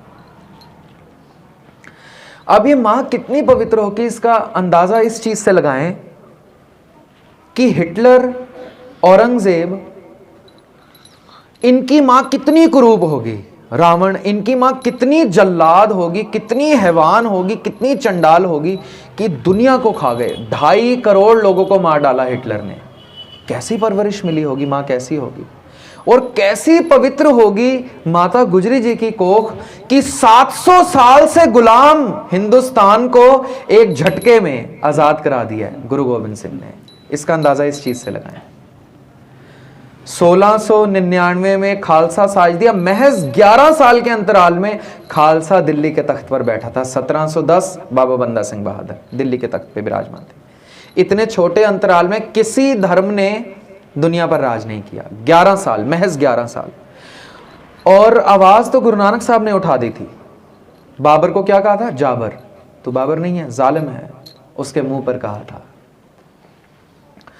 माता जी की कोख से प्रकाश होता है, सदगुरु तक खबर पहुंचती है, सदगुरु हुक्मनामा भेजते हैं, नाम बताते हैं गोविंद राय, और हुक्मनामे में लिखते हैं माता जी के लिए उपदेश, गोविंद राय बड़े हों, जो भी चोज करें इनको गुस्सा नहीं करना, ये जो करेंगे खुदा के हुक्म में अपनी लीला में करेंगे, जो करेंगे सारी मनुष्यता के भले के लिए होगा, इन पर आवाज ऊंची नहीं करनी, क्रोधित नहीं होना।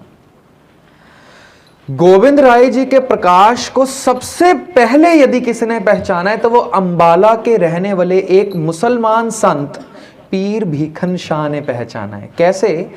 पीर भीखन शाह इतनी बड़ी पवित्र रूह थी कि जिनको औरंगजेब आके झुकता था, नंगे पांव आता था औरंगजेब दिल्ली से अंबाला पीर भीखन शाह के दीदार के लिए। इतनी पवित्र रूह थी कि अहले हिंद उनके दीदार के लिए आ रहा है।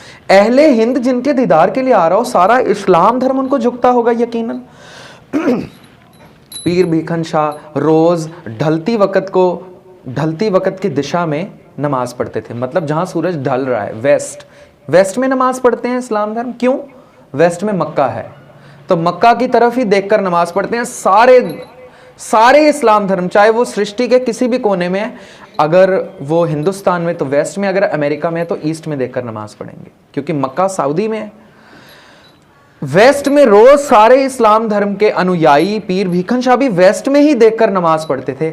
आज पीर भीखन शाह ईस्ट में देखकर नमाज पढ़ रहे हैं। अंबाला से बिहार ईस्ट में है और अंबाला से मक्का लेफ्ट में है, वेस्ट में है, तो वो वेस्ट में देखकर नमाज नहीं पढ़ते, आज ईस्ट में देखकर नमाज पढ़ रहे हैं। अब अंतराल बहुत है, पर मैंने कहा कि सब खुदा जब हो जाएंगे तो फिर तो वो एक ही है। खेल खेल अंत को फिर वो जब एक है, तो जब एक में सब मिले हुए हैं तो सब जानते होंगे एक दूसरे को। पीर भीखन शाह भी अल्लाह का रूप थे और कलगीधर तो है ही। यदि अलग अलग होते तो शायद ना जानते, कोई टेलीकम्युनिकेशन नहीं था, कोई मीडिया नहीं था, कोई यूट्यूब फेसबुक नहीं था, उनको पता चल गया था कि कोई आया है। जब अनुयायी देखते हैं बुजुर्ग हो गए हैं पीर भीखन शाह, शायद कुछ फर्क आ गया हो, उनको झंझोड़ के पूछते हैं, पीर जी मक्का इस तरफ है।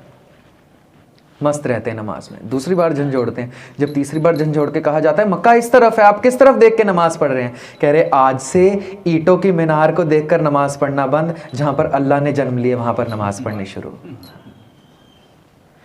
जिस मक्का को मोहम्मद साहब कई हजारों साल पहले छोड़ गए थे, आज अल्लाह ने बिहार में वही रूप धारण कर लिया है। पीर भीखन शाह अंबाले से बिहार नंगे पांव गए हैं। ये वही पीर भीखन शाह हैं जिनको नंगे पांव दर्शन करने अहले हिंद औरंगजेब आया करता था। ये बुजुर्ग भीखन शाह बालक गोविंद राय के दीदार के लिए गए हैं नंगे पांव, अंबाले से चल के बिहार तक। कुछ दिनों का अंतराल हुआ, जब बिहार पहुंचे पटना, माता जी तक खबर पहुंचती है कि कोई पीर हैं, कोई बहुत बड़े फ़कीर लग रहे हैं, इनके साथ बहुत दुनिया है, इनके अनुयायी बहुत हैं, इनको चौर हो रही है, पालकी खाली है इनकी पर आए नंगे पाँव हैं, समझ नहीं आ रहा। कहते हैं गोविंद राय जी के दीदार करने हैं। हमने रोक दिया है कि बच्चा अभी छोटा है, दीदार नहीं हो सकते। अब क्योंकि गुरु गोविंद सिंह साहिब की माता है, तो माता भी यकीनन उस पद्र की होंगी कि जहां पर खुदा को मिल चुके हो, तो वो इजाजत दे देते हैं, आने दीजिए। खाली पीर जी को इजाजत मिलती है। पीर जी ऐसा होता है कि जब एक महापुरुष दूसरे महापुरुष से मिलता है, तो जो ब्रह्म ज्ञान में अध्यात्म में बड़े महापुरुष हैं, उनके लिए कोई सवाल लेकर आते हैं ताकि वो बड़े महापुरुष उनके सवाल का निवारण कर सके। अब उम्र में तो पीर भीखन शाह बड़े हैं, पर सवाल भी भीखन शाह लेकर आए हैं इस 3-4 बरस नहीं 3-4 दिन के बच्चे के आगे। सवाल क्या है? हाथ में 2 कटोरियां पकड़ी हैं। इतिहास ने इसको 2 तरीके से लिखा है। एक लिखते हैं कि हाथ में दूध की कटोरी है एक में, और एक में पानी की कटोरी है, और एक लिखते हैं कि दोनों हाथों में पानी की कटोरी है, और उन्होंने मन में धारण कर लिया कि एक कटोरी हिंदू धर्म की है और एक कटोरी इस्लाम धर्म की है, कि अल्लाह ने नूर सरगुण स्वरूप लेकर, शरीर लेकर अल्लाह ही आ गया है धरती पर, तो इससे पूछूं कि तेरा नूर किसको रोशनाएगा यहां पर आके? इस्लाम को रोशनाने वाला है तू या हिंदुओं को रोशनाने आया है? पूछने आए हैं सवाल। दोनों कुज्जे लेकर आए हैं, हाथ में पकड़ लिए हैं, अब सदगुरु के आगे रख दिए। कुछ नहीं बोलते हैं, मन में सवाल है। सदगुरु तो कट कट के अंतर की, भले बुरे की। सदगुरु को उम्र से लेना देना कोई नहीं है, खुदा को उम्र से भला कोई क्या लेना देना होगा। प्रकाश ले रहे हैं, गुरु नानक खुदा है। 5 साल के श्री हरकृष्ण बैठ रहे हैं गद्दी पे, ये खुदा हैं। उम्र से कोई लेना देना नहीं है, उम्र से बिल्कुल लेना देना नहीं है। 95 साल के गुरु अमरदास हैं, गुरु हैं। 5 साल के गुरु हरकृष्ण गुरु हैं। उम्र से कोई लेना देना नहीं है। कभी पैदा होते खुदा को जानते हैं, कभी 63 साल तक पता ही नहीं है गुरु कौन है। गुरु अमरदास 63 ईयर्स तक पता ही नहीं था धर्म क्या है, गुरु क्या है, और 95 साल में गुरु बन के बैठे हुए, 95। तो अध्यात्म का खुदा के नूर ने किस हृदय में प्रवेश करने, इसका उम्र से कोई ताल्लुक नहीं है। आगे रख दिए कटोरे दोनों के, पूछूं किसके नूर, ये तेरा नूर किस धर्म को रोशनाएगा? अब इतिहास लिखता है सदगुरु ने पांव मारा, दोनों ही कुज्जे डोल दिए, दोनों ही गिरा दिए, और इन्होंने सदगुरु के पावन कदम अपने माथे पर लगा लिए झुककर, और अश्बहार होकर अथरू आंखों में लेकर अपने अनुयायियों की तरफ देखकर कहते हैं, ये अल्लाह ना हिंदुओं का बन के आया है ना इस्लाम का, ये कुछ ऐसा धर्म चलाने आया है जो सबका साझा होने वाला है। सभे सांझी वाल सदाएं तू किसे ना दिसे बाहरा जियो। ये ऐसा नूर है जो समझा देगा एक पिता एकस के हम बारिक तू मेरा गुरहाई। ये वो खुदा है जिसका प्रकाश 1604 में गुरु अर्जन देव जी ने हरमंदर की धरती पर कर दिया था। हरमंदर के 4 दरवाजे इस बात का प्रतीक हैं कि यहाँ पे हर धर्म, हर जात, हर रंग, हर रूप के लोग आ सकते हैं। पर हैरानी हुई है कभी ये जानते हुए, अभी कुछ दिन पहले मेरी क्लास चल रही थी, ऑनलाइन क्लास, तो उसमें मैंने पूछ लिया सवाल, 4 दरवाजे बनाए हैं हरमंदर के गुरु अर्जन देव जी ने, रास्ता एक बनाया है। हैरानी नहीं हुई कि 4 पुल भी बना सकते थे? दरवाजे 4 बनाए हैं, 4 पुल बना देते, पुल एक है जाने का। पता है क्यों? खुदा को मिलने के लिए हर तरह के लोग आ सकते हैं, हर जात से लोग आ सकते हैं, हर रंग के लोग आ सकते हैं, पर मंजिल एक होनी चाहिए, खुदा को मिलना। यहां पर लड़ाई झगड़ा नहीं होना चाहिए, यहां पर राजनीति नहीं होनी चाहिए, पुल एक बनाए जाने के लिए। खुदा को मिलने मंजिल एक है, रास्ते अलग अलग हो सकते हैं, दरवाजे अलग अलग हैं, 4 दरवाजे हैं। खैर पीर जी यहां से दर्शन करके जाते हैं। सदगुरु बड़े होते हैं, 4-5 साल के ही हैं, या भी पटना में ही हैं। गंगा घाट, कंगन घाट 2 गुरुद्वारे साहिब हैं। यहां पर अशोका, जो सम्राट अशोक थे, अशोका द ग्रेट, हम अंग्रेजी की किताबों में पढ़ाते हैं, इन्होंने गौतम बुद्ध से शिक्षा लेकर पाटलिपुत्र, जिस स्थान पर सदगुरु प्रकाश ले रहे हैं, पटना, पुराना नाम पाटलिपुत्र, पाटलिपुत्र के स्थान पर अशोका ने अपनी तलवार छोड़ दी थी गंगा के तट पर। महात्मा बुद्ध के कहे पर उन्होंने तलवार छोड़ दी थी, देश गुलाम हो गया, 700 साल तक गुलाम हो गया। उसी गंगा के तट से गुरु नानक साहब की जोत ने 10वें जामे में उसी गंगा के तट से तलवार उठाई है, देश की गुलामी की जंजीरों को काटने के लिए। लिखते हैं, चूंकार अज हमा हीलते दरगुजस्त, हलालस्त बुर्दन बशमशीर दस्त। जफरनामे में लिखते हैं, मेरे हाथ जोड़ने से किसी जालिम के कदम नहीं रुक रहे हैं, तो अपनी तलवार निकाल के उसके कदम काट देना मैं अपना धर्म समझता हूं। जिस तट पर अशोक तलवार छोड़ते हैं, उसी तट से सदगुरु तलवार उठा के हिंदुस्तान की मरी हुई लताड़ी हुई संस्कृति को सुरजीत करने का बीड़ा उठा लेते हैं। वहां पर एक गाथा कहकर समाप्ति करें, फिर कोई और हाजिरी हुई तो आपके बीच हाजिर होंगे। सदगुरु खेल रहे हैं, असम के राजे ने सदगुरु को कंगन दिए हैं। छोटे बच्चे हैं, नजराना, क्योंकि गुरु तेग बहादुर साहब के लड़के हैं और गुरु साहब आसाम में थे, उधर के राजा जो थे उनकी सुलह कराई थी। जब सदगुरु का प्रकाश हुआ, सदगुरु को सोने के हीरे जड़ित नगीने जड़ित कंगन भेंट किए गए। 2 कंगन दोनों हाथों में पहना दिए माता जी ने। खेल रहे हैं ये 3-4 साल के बालक गोविंद राय, खेलते खेलते एक कंगन, सब पत्थर फेंक रहे हैं गंगा में, हम पत्थर फेंकते हैं, बच्चे देखते हैं कितनी दूर जा रहा है, इन्होंने निकाल के कंगन फेंक दिया। अब घर आए हैं, लाजमी बात है एक कंगन देखकर माता जी चिंतातुर हुए, पर गुस्सा कर नहीं सकते थे। हुक्मनामे में लिखा था, गोविंद जो करेगा सो भला करेगा, इन पर क्रोधित नहीं होना, आवाज ऊंची ना करनी। पूछ लेते हैं बच्चे, कंगन वो तो गंगा घाट में खेल रहे थे, वहां गिर गया। अब सब गोताखोर, साथ में सिख, माता जी सब जाते हैं, देखते हैं, पूछते हैं कहाँ गिरा, तो वो निकाल के दूसरा कंगन जोर से मार दे, माता जी वहां गिरा था। अब ये बात जितनी हम आसानी से कह जाते हैं उतनी आसान बात है नहीं। 10 रुपए का नोट ही बच्चा घुमाए तो माता क्या करेगी, भली बात जानते हैं। सोना हीरे जड़ित कंगन दूसरा भी फेंक दिया। माता जी कह रहे हैं ये क्या किया आपने, इतने कीमती कंगन थे। माता जी महंगे कंगन पहनने हैं मैंने, लोहे के। हैरान होती हैं, बच्चे लोहा तो बहुत सस्ता है। माता जी जो कंगन लोहे के मैं पहनाने वाला हूं, सस्ता नहीं होने वाला। ये कंगन आप संदूक से माया देकर खरीद सकते हैं, वो कंगन धड़ से शीश जुदा करके खरीदना पड़ेगा। ये कंगन ऊंचे महलों में रहने वाले खरीद सकते हैं, जो मैं कंगन पहनाऊंगा ये ऊंचे किरदार वाले खरीद सकते हैं। सोने के कंगन नाजुक होंगे, कोमल होंगे, मोड़ने से मुड़ जाएंगे। लोहे के कंगन ये खुद तो ताकतवर, स्ट्रांग होंगे, जो पहन लेगा उसका हृदय चट्टान से ज्यादा सख्त और मोम से ज्यादा नरम हो जाएगा। ये कंगन घाट गुरुद्वारा यहां पर बना, गुरु साहब ने बहुत चोज की है। यदि कोई और हाजिरी हुई तो हम उस पर भी चानना डालेंगे। आज इतनी सेवा परवान कर लेनी, और हम कल से कोशिश करेंगे क्या हो जाने की, खुदा हो जाने की। भगवान तक चलने का सफर आज से, अभी से संगत में बैठ के सदगुरु ने शुरू करवा दिया। कल से घरों में शुरू करें, बच्चों को बताएं इंजीनियर डॉक्टर हम बन जाएंगे, खुदा बना देगा। पर खुदा हो जाने आए हैं, खुदा हो जाए। मेरी इतनी सेवा आज की प्रवान कर लेनी। श्री गुरु ग्रंथ साहिब जी का रोम रोम करके धन्यवाद, जो आप सिर पे हाथ रख के कथा करा लेते हैं। आप संगत का गुरु रूप होके धन्यवाद। क्योंकि मैं टीचर हूँ, पढ़ा सकता हूँ सदगुरु की दया से, पर मैं कथा करनी जानता नहीं हूँ।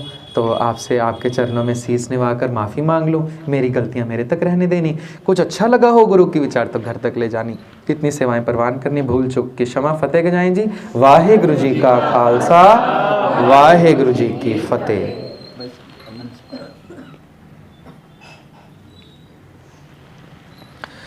रामकली महला तीजा, आनंद को ओंकार सतगुरु प्रसाद। आनंद पया मेरी माए, सतगुरु मैं पाया।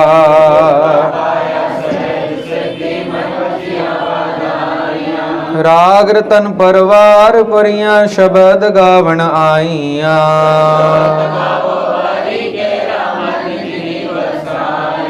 कह नानक आनंद होआ, सतगुरु मैं पाया।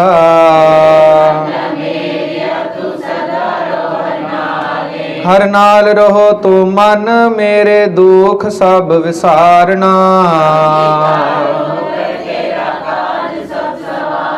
सबना गल्लां समरथ स्वामी सो क्यों मनो विसारे।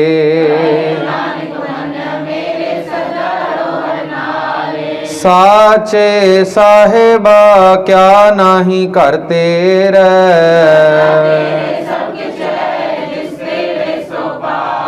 सदा सिफत सलाह तेरी नाम मन वसावे।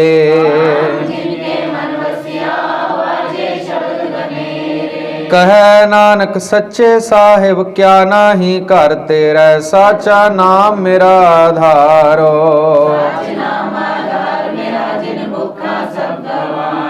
कर शांत सुख मन आय वसया जिन इच्छा सब बुझाइया।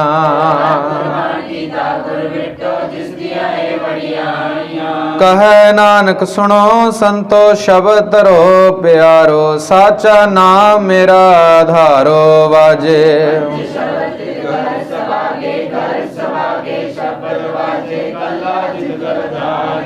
पंच दूत तुद वस कीते काल कंटक मारिया।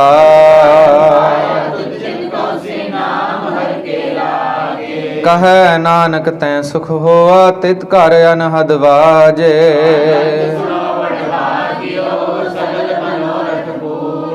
पार ब्रह्म प्रपाया उतरे सगल विसूरे।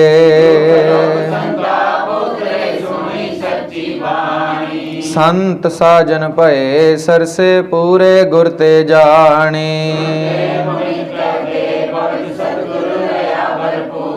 बिनवंत नानक गुर चरण लागे वाजे अनहद तुरे। श्लोक पवन गुरु पाणी पिता माता धरत महत।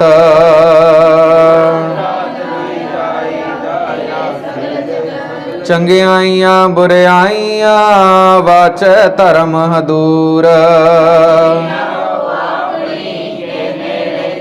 जिने नाम त्याया गए मशक्कत काल।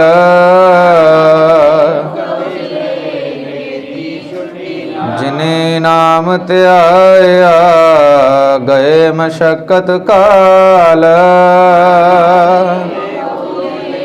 केती छुट्टी नाल। वाहिगुरु जी का खालसा वाहिगुरु जी की फतेह। सभी गायो तुम